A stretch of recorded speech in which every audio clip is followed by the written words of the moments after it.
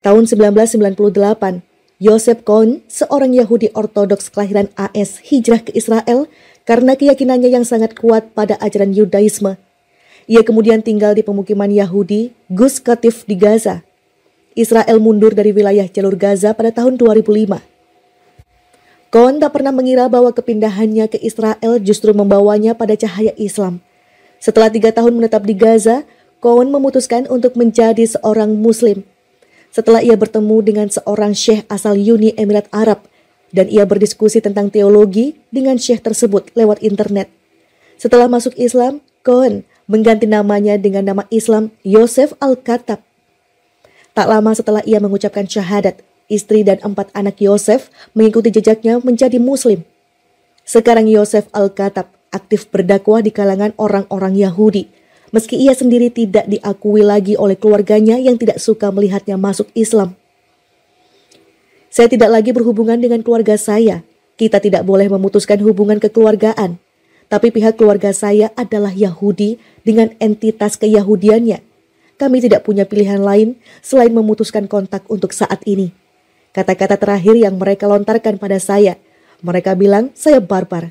Tutur Yosef tentang hubungannya dengan keluarganya sekarang. Ia mengakui berdakwah tentang Islam di kalangan orang-orang Yahudi bukanlah pekerjaan yang mudah. Menurutnya, yang pertama kali harus dilakukan dalam mengenalkan Islam adalah bahwa hanya ada satu manhaj dalam Islam, yaitu manhaj yang dibawa oleh Rasulullah Shallallahu Alaihi Wasallam, yang kemudian diteruskan oleh para sahabat-sahabat dan penerusnya hingga sekarang.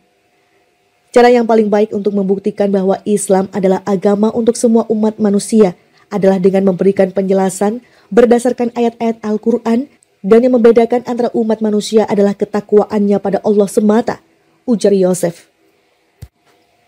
Islam bukan agama yang rasis. Kita punya bukti-bukti yang sangat kuat. Firman Allah dan perkataan Rasulullah Shallallahu Alaihi Wasallam, kita berjuang bukan untuk membenci kaum kafir. Kita berjuang hanya demi Allah semata, untuk melawan mereka yang ingin membunuh kita, yang menjajah tanah air kita, yang menyebarkan kemungkaran dan menyebarkan ideologi barat di negara kita. Misalnya ideologi demokrasi, sambung Yosef. Ia mengatakan bahwa dasar ajaran agama Yahudi sangat berbeda dengan Islam. Perbedaan utamanya dalam masalah tauhid. Agama Yahudi, kata Yosef, percaya pada perantara, dan perantara mereka adalah para rabi. Orang-orang Yahudi berdoa lewat perantaraan rabi-rabi mereka. Yudaisme adalah kepercayaan yang berbasiskan pada manusia, berbeda dengan Islam. Agama yang berbasis pada Al-Quran dan Sunnah, dan keyakinan pada Islam tidak akan pernah berubah. Di semua masjid di seluruh dunia, Al-Quran yang kita dengarkan adalah Al-Quran yang sama, ujar Yosef. Lebih lanjut ia mengatakan bahwa Yahudisme di sisi lain berpatokan pada tradisi oral. Misalnya kitab Talmud yang disusun berdasarkan informasi dari mulut ke mulut yang kemudian dibukukan. Para rabi sendiri, kata Yosef, mengakui bisa saja banyak hal yang sudah orang lupa sehingga keabsahan kitab tersebut bisa dipertanyakan. Yosef mengungkapkan kitab Taurat yang diyakini kaum Yahudi sekarang memang memiliki beberapa versi yang berbeda dan naskah-naskah Taurat itu bukan lagi naskah asli. Alhamdulillah, Allah memberikan rahmat pada kita semua dengan agama yang mudah, di mana banyak orang yang bisa menghafal Al-Quran dari generasi ke generasi. Allah memberkati kita semua dengan Al-Quran, tukas Yosef. Meski demikian, ia meyakini dialog adalah cara terbaik dalam berdakwah, terutama di kalangan Yahudi. Ditanya tentang kelompok-kelompok Yahudi yang mengklaim anti-Zionis, Yosef menjawab bahwa secara pribadi maupun dari sisi religius, ia tidak percaya dengan Yahudi-Yahudi yang mengklaim anti-Zionis.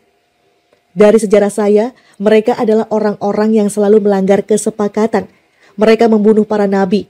Oleh sebab itu, saya tidak pernah percaya pada mereka.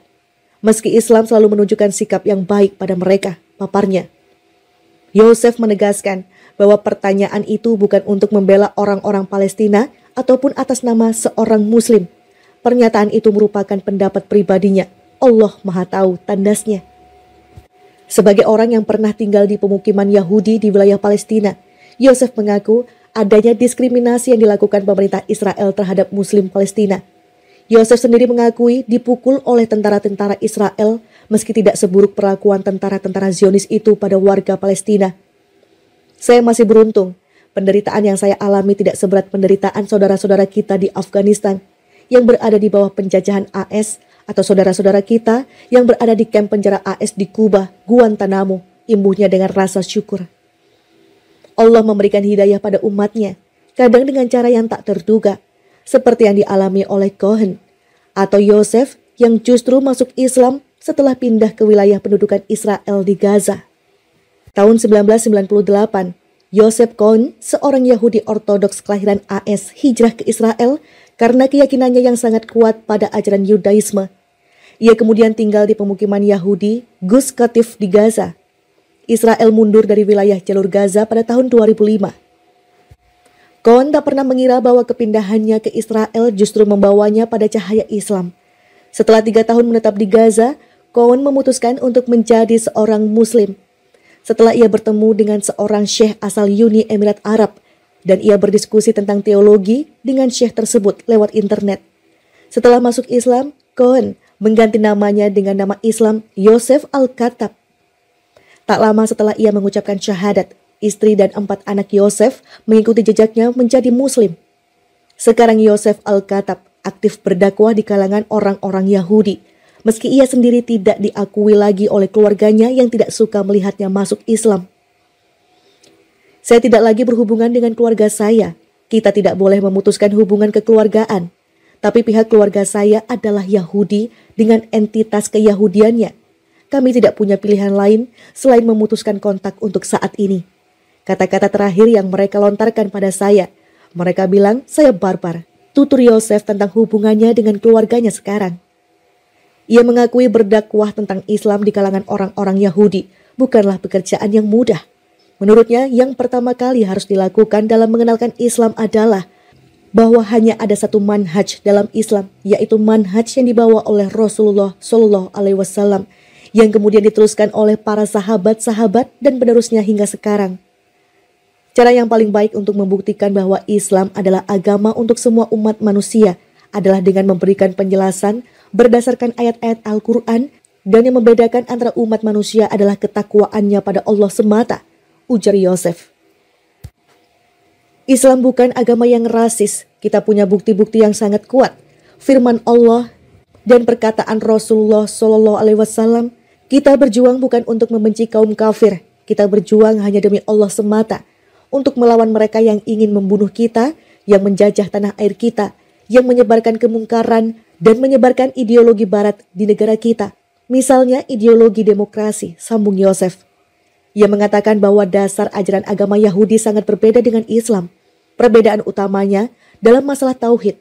Agama Yahudi, kata Yosef, percaya pada perantara dan perantara mereka adalah para rabi. Orang-orang Yahudi berdoa lewat perantaraan rabi-rabi mereka. Yudaisme adalah kepercayaan yang berbasiskan pada manusia, berbeda dengan Islam. Agama yang berbasis pada Al-Quran dan Sunnah, dan keyakinan pada Islam tidak akan pernah berubah. Di semua masjid di seluruh dunia, Al-Quran yang kita dengarkan adalah Al-Quran yang sama, ujar Yosef. Lebih lanjut ia mengatakan bahwa Yahudisme di sisi lain berpatokan pada tradisi oral. Misalnya kitab Talmud yang disusun berdasarkan informasi dari mulut ke mulut yang kemudian dibukukan.